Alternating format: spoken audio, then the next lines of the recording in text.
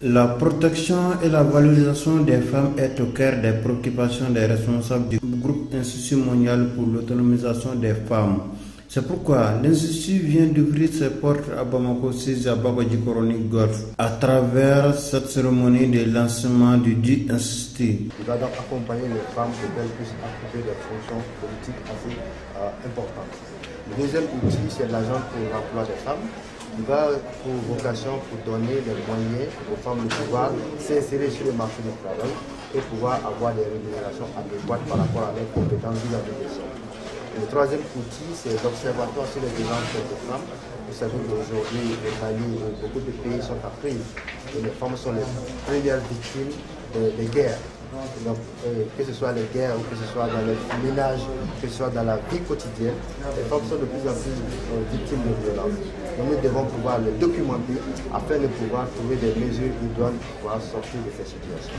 Donc voilà un certain nombre d'outils que nous mettons en place et nous favorisons aussi les partenariats avec le secteur public afin que les femmes puissent être de plus en plus autonomisées et que nos nations soient de plus en plus résilientes. Nous avons aussi les ministères en charge de promotion du secteur privé. Nous avons aussi le groupe de la société civile.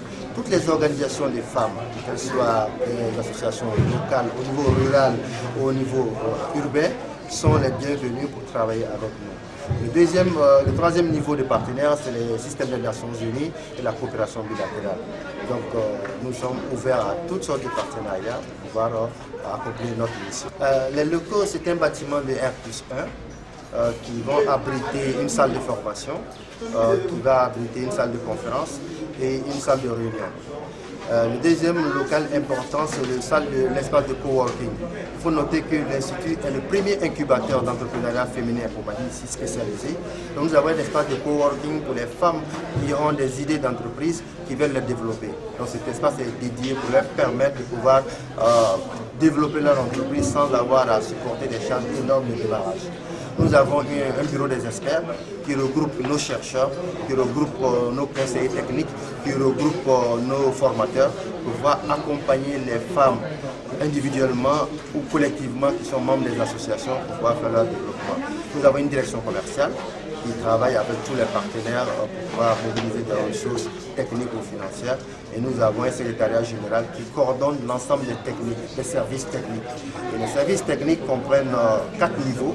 C'est les services d'études et de recherche, c'est les services d'assistance technique et de conseil, c'est les services d'éducation et de formation, et c'est les services d'information et de communication. Il est difficile de parler des chiffres. Vous savez, quand on défend une cause, les moyens que nous engageons ne sont pas plus importants par rapport aux bénéfices que nous entendons. Donc c'est assez important. Vous savez, vous avez vu les locaux, vous avez vu les équipements, c'est assez important, mais on ne veut pas trop parler des chiffres en ce moment. Mais c'est assez important. Mon objectif ici, c'est quand même, ici et puis partout, c'est quand même d'encourager les femmes, de les encourager à faire fi du qu'en dira-t-on, parce que je pense que c'est un des principaux obstacles dans leur parcours, et de les encourager, elles qui sont effectivement, pour le collègue de tout à l'heure, les piliers des familles. Donc je pense que beaucoup de choses reposent sur les femmes, donc de les encourager à aller de l'avant et à ne jamais baisser les bras. Au fort de cette expérience, en 2011, j'ai voulu aller plus loin et venir au Mali. Donc j'ai choisi le Mali, un pays que j'avais beaucoup apprécié pour son hospitalité et par le désir qu'avaient les habitants de transmettre leur culture. Donc je voulais aussi rendre au Mali tout ce qu'il m'avait appris, parce que j'avais vraiment l'impression d'avoir appris beaucoup et que le Mali m'avait vraiment aidé à grandir, quoi. Donc j'avais choisi ce pays que j'imaginais d'ailleurs vraiment tranquille. Je me disais, bon, au Mali c'est vraiment un pays stable, il ne se passera rien, c'est un très bon endroit. Donc j'avais choisi ce pays pour créer donc l'espace, un espace qui devait être un espace qui serait une ode à la tradition orale, quoi. Un espace qui ferait le lien entre le nord et le sud et qui ferait aussi le lien entre l'agriculture, la culture et l'éducation. Un espace qui en fait dirait vers le développement durable, quoi. Un espace qui parlerait la tradition orale et le développement durable. L'objectif recherché est de promouvoir l'égalité des sexes et l'autonomisation économique des femmes, promouvoir la paix et la sécurité dans le monde.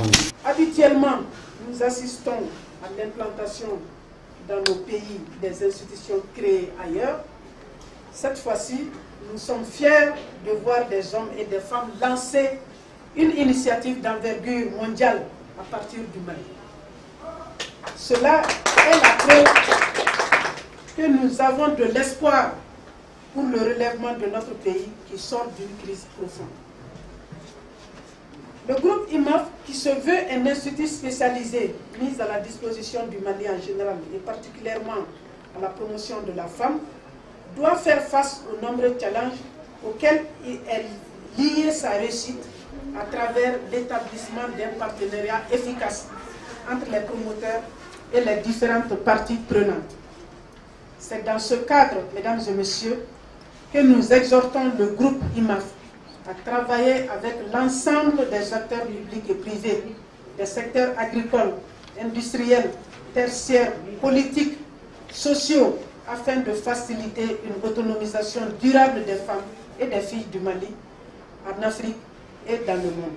La vision de l'Institut est d'avoir un monde libre, prospère et pacifique, où des gouvernements libéraux accomplissent l'éducation, l'égalité des sexes et l'autonomisation des femmes.